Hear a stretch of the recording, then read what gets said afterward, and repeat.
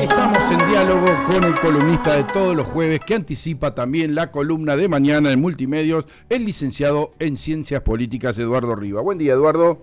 Buen día, Daniel. ¿Cómo va? Bien, esta semana te tengo que confesar, te hicimos los cuernos. ¿Esta semana no te escuché? Esta semana te pusimos los cuernos. ¿Por qué? Porque estuvimos con Jacobe hablando el lunes, Sí. que hizo un análisis de la realidad más dura que la tuya, mirá lo que te digo, y dijo que esto, le pegamos un sopapo en las PASO, pero el pueblo le va a pegar un sopapazo en las generales y no se revierte. Bueno, él habla en términos nacionales, me imagino. Sí, claro, obvio. Yo creo que en términos nacionales... O provinciales también, ¿no? Sí, yo tengo una frase, digamos... A mí, de chiquito, mi mamá era maestra rural. Sí. Y solía ir mucho al jardín. Mi mamá daba clases y a las casas de las familias que participaban de la vida social de la comunidad educativa. Los campesinos. Ahí está. Sí, claro, los chacareros. Y me gustaba ver mucho las crías de los chanchitos corriendo atrás de la chancha. Claro. Entonces, lo que me enseñaron estos chanchos, vecinos de Escalada, era que no hay que regodearse con los chanchitos hasta que no están sobre la parrilla. Porque hay que esperar. Me parece bien que uno haga análisis, pero si hay algo que tiene la política es que es imprevisible. Entonces los análisis son siempre ex post, uno trata de interpretar qué es lo que pasó y puede trazar líneas de lo que cree que va a pasar, pero es muy difícil imaginar qué es lo que puede pasar, porque en Argentina 2 meses es muchísimo tiempo. Sí. Y la propia historia nos demuestra que cosas que uno decía, no, esto no puede volver a pasar, pasaba. Según volvió a pasar. Entonces, y no hablo solamente del regreso de Cristina Fernández al gobierno, que uno, por lo que escuchabas 4 años atrás era imposible, sino, por ejemplo, y para mí es algo icónico, es que las elecciones del 2003 las ganó Carlos Menem. Que nunca nadie los votaba, nunca nadie nada, y el candidato más votado en el 2003 fue Carlos Menem. Entonces, me parece, y cuando 4 años antes había ido en el 99, era como que no, es imposible que tenga vida política. Entonces me parece que hay que esperar y analizar. Me parece que en muchos lugares la oposición no está haciendo bien las cosas como para poder ganar las elecciones. Zárate es un ejemplo de eso. Yo, ahora vamos a ir por ahí, yo solamente, no para defenderlo, sino para, no está al aire ahora Jorge, él se rige por las estadísticas no es una opinión de él habla de las estadísticas de las últimas 4 elecciones de intermedias, donde nunca el oficialismo ganó, principalmente el peronismo, y bueno, él argumentaba que esta diferencia era muy grande como para revertirla, pero bueno, eso se sabrá el 14 de noviembre, ¿o no? No, y aparte, desde ya, y digamos, es un debate interesante, yo he tenido posibilidad de charlar con él, yo no comparto este argumento, porque de última, en realidad la última elección de medio término la ganó el oficialismo, la ganó Cambiemos cuando en el gobierno estaba Mauricio Macri. No, se refería al peronismo, te estoy diciendo. Intermedias. Pues eso estamos hablando ya de 8 años atrás. Si 2 veces en Argentina es un mundo, 8 años... Ni hablar. El tema es que, ¿viste la imagen del presidente con una libretita en una villa tomando nota de lo que tiene que hacer? Sí, ahí tomaba nota y en otro video tomaba cerveza. ¿Pero a vos te parece que esa es la imagen que le va a hacer ganar las elecciones? Y lo que hay dos cuestiones y que las hemos hablado acá.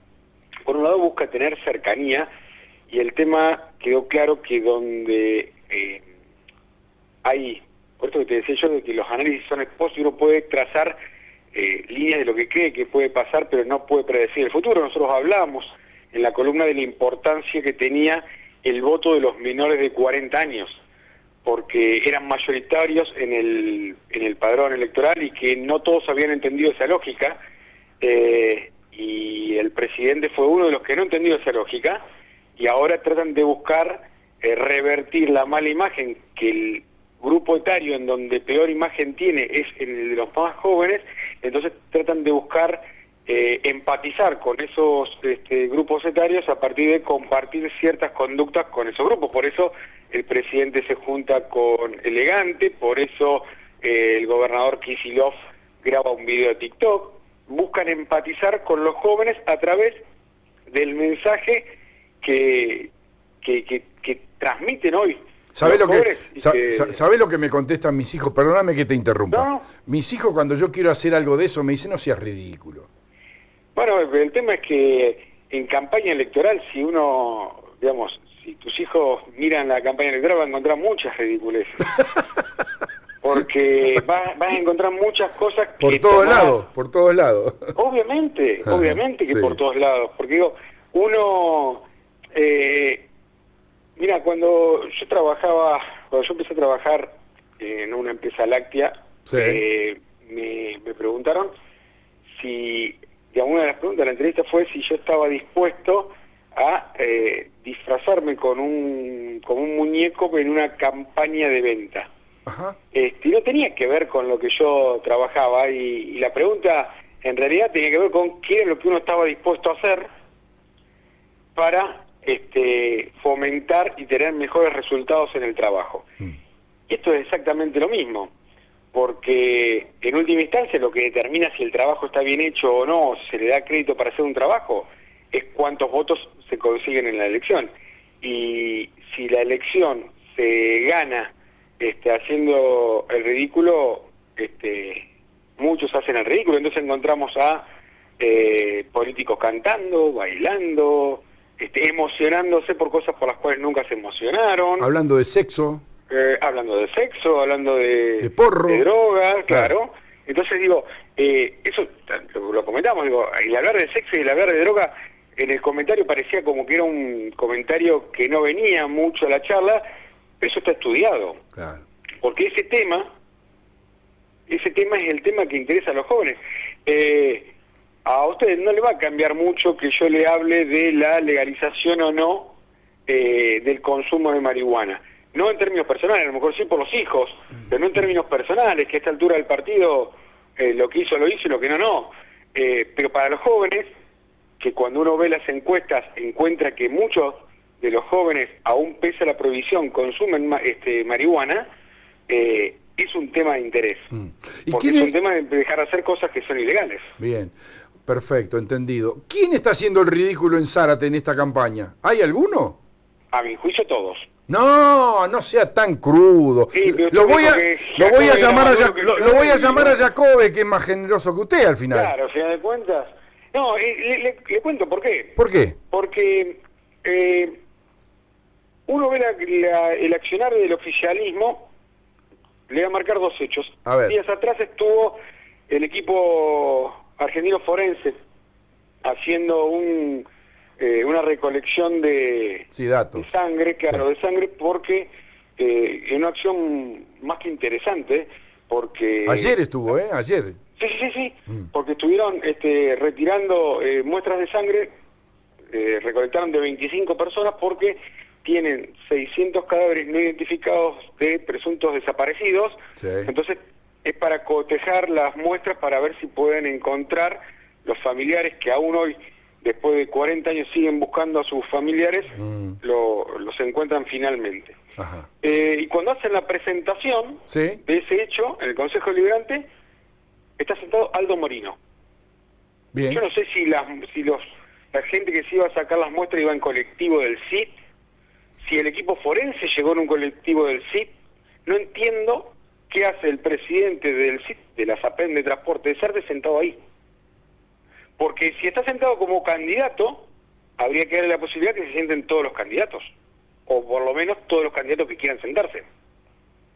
¿Por qué el gobierno sienta al candidato oficial y no sienta a otros candidatos?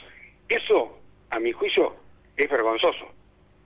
El que el oficialismo no dé explicaciones de por qué el mismo Morino que estaba sentado ahí firmó en enero del año pasado un decreto sin ser secretario en nombre de una secretaría que no existía, es vergonzoso. Y el que la oposición no haga nada sobre esas cosas, también es vergonzoso. porque termina validando que cualquiera haga cualquier cosa. Y a mi juicio me parece que hay ciertas cosas, ciertos límites que no se pueden pasar. El tema de la recolección de la sangre para cotejar a ver si eran familiares de desaparecidos o no, no puede ser un tema que se arbitre en una campaña electoral. No puede utilizarse para que un candidato se siente en la mesa para hablar de esos temas. Me parece que es un tema que trasciende a toda la sociedad y que quien tiene que sentarse, en todo caso, son los gobernantes, y a mi juicio los gobernantes de todas las representaciones políticas que hay en la ciudad. En el caso de Zárate, en el Consejo Deliberante hay más fuerzas representadas. Me parecía a mí que tendrían que estar sentadas esas fuerzas y no un candidato electoral. Estoy de acuerdo totalmente. No hay que... Esos son temas tan que todavía es una herida que sigue sangrando, tan difíciles para la sociedad, que no hay que ponerle ni teñirlo de ningún color político, debe ser plural. Me parece bien la crítica que hace. Ahí tiene razón. Y entonces hay ridículos por todos lados en estas campañas en el ámbito local. Pero hay cosas que se están haciendo. Por ejemplo, hace años que se está pidiendo que se pavimente el acceso del parque industrial, el que va al puerto, y anteayer empezaron a trabajar, ¿vio? Bueno, es que, a ver, hay un espectáculo, había un espectáculo en la década del 80 que protagonizaba Enrique Pinti. Sí, que hoy cumpleaños. ¿Hoy cumpleaños? Sí. Qué buena la referencia entonces. Se llamaba Salsa Criolla y hacía un diagnóstico de la sociedad argentina y de la historia argentina. Ajá. Entonces, en un momento de su espectáculo, él decía que había quien lo criticaba a él porque él era crítico del gobierno. Ajá. Y él utilizaba, y voy a repetir, aceptame las malas palabras, porque voy a repetir lo que decía él. Bueno. Él decía que a los gobernantes no había que aplaudirlos cuando abrían una escuela, sino que había que cagarlos a patadas en el culo cuando la cerraban. Ajá. Entonces, qué triste que nos tengamos que sorprender porque el gobierno hace acciones de gobierno. Ajá. Porque el pavimentar una calle, un acceso, es para lo que están los gobernantes. Claro, pero no justo una semana o 15 días antes de las elecciones. Bueno, es que a veces hay coinciden cosas que... los tiempos, claro, coinciden justo. No, ahí. es que se aceleran. Hay cuestiones, a mí, yo no sé de metafísica, pero hablan de aceleración de los tiempos y hay circunstancias externas que hacen que esos tiempos se aceleren. Las elecciones es una. Y si las elecciones se desdoblan y uno pierde la primer presentación, se aceleran mucho más. ¿Qué va a ser? Así las cosas. Bueno, ¿algo más que quiera agregar de esta realidad, de este presente, sea provincial, nacional, internacional? ¿Nada internacional? Internacional me parece que lo que tenemos para hablar es lo que aún está en ciernes porque no hay mucha información, que es la difusión de los Pandora Papers. Tiene razón, sí, qué lío, ¿eh? Que Pineda está mal ahí, Pineda está mal. Hay varios que están mal. ¿Acá en Argentina quién? Y acá en Argentina se habla de... Macri. La verdad es que uno no tiene acceso a los documentos, pero se habla de Ángel Di María, de Zulema Menem, de Jorge Rial, de... ¿Jorge Rial? Sí, Jorge Rial, que habría tenido una empresa entre el 2012 y el 2006, si no me equivoco, en las Islas Vírgenes. Mirá, se habla de Macri, ¿no? Pero no se habla de... Se habla del hermano de Macri. Ah, del hermano. ¿Y los kirchneristas no se habla de nadie? Se habla de Daniel Muñoz, que era el... secretario privado del... Secretario. Sí. El tema es que dicen que serían más de 2.500 personas argentinas las que están nombradas, pero hasta tanto uno no vea las pruebas. Claro, como dice usted. Completo, porque uno, digamos, todo lo otro es conjetura. Alguien debe haber visto los listados como para poder dar los un nombres anticipo, que se dan. Claro, un anticipo. Sí. Lo nuestro es más que repetir lo que quienes dicen haber visto los documentos comentan. Por eso me parece que es tan importante poder tener acceso a la información. Nosotros hablamos muchísimas veces acá en la columna y en los escritos que hacemos los viernes sobre la nula posibilidad de ver los documentos oficiales que hay en Salta y sobre la importancia, porque cuando uno corre el velo sobre los documentos. Se encuentra con cosas. Se encuentra con muchas sorpresas. ¿Y con qué se va a encontrar mañana? Con una sorpresa, porque al final de cuentas de eso se trata. Nosotros tenemos acceso a los decretos que emitió el Poder Ejecutivo, el Departamento Ejecutivo, mejor dicho, de Zárate durante el año 2020. Y hay una ley provincial, a mi juicio cuestionable, pero digamos, es un fin noble, el tema es cómo se utiliza, ¿sí? Que la provincia de Buenos Aires creó un fondo de ayuda social para personas, ciudadanos que necesiten una ayuda del Estado. Ajá. Para pasar una mala situación económica. Ah, mira. Bueno, ya se cobra bastante eso, sí, hay claro, bastante gente obvio, que lo cobra a lo largo del año. Más en pandemia hubo, claro. Son momentos difíciles. Vamos a charlar un rato sobre algunas de las personas que cobraron, cuánto cobraron, si efectivamente estaban en condiciones de recibir ese subsidio y si efectivamente lo cobraron. Bueno, mañana entonces a partir de las 8 de la mañana en www.eldebate.com.ar, como hace décadas, años.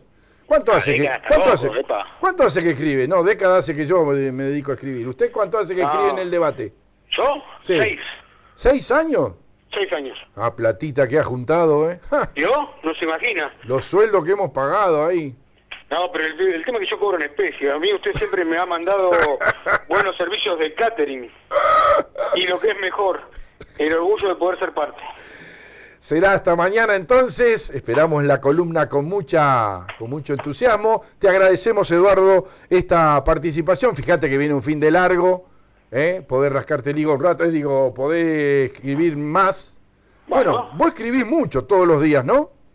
Yo escribo, sí, porque es una forma para mí es un gusto, para mí yo disfruto de hacerlo, una forma de terapia. Ah, mira. A mí me gusta hacerlo y... ¿Y nunca te calentás? Es la forma de enfriarme. Porque en realidad lo que me enoja no es escribir, lo que me enoja es la realidad que uno refleja. Y lo que cuesta conseguir que esa realidad cambie. Y muchas veces lo que sí me enoja es cómo ante la realidad y la exposición de la realidad, porque esto, yo siempre digo que uno puede compartir o no el análisis que yo haga, y bienvenido sea que no se comparte, que se genere un debate a partir de eso. Pero lo que uno no puede negar son los hechos. Había un par de loquitos que iban a caballo con unas lanzas muy largas a pelear contra el enemigo y eran los molinos de viento. ¿Qué va a hacer? Al que le quepa el sayo. Yo soy el gordito de al lado. No, estoy gordito yo, Que tenga muy buen día, buen fin de semana. Gracias por la participación y esperamos la columna de mañana.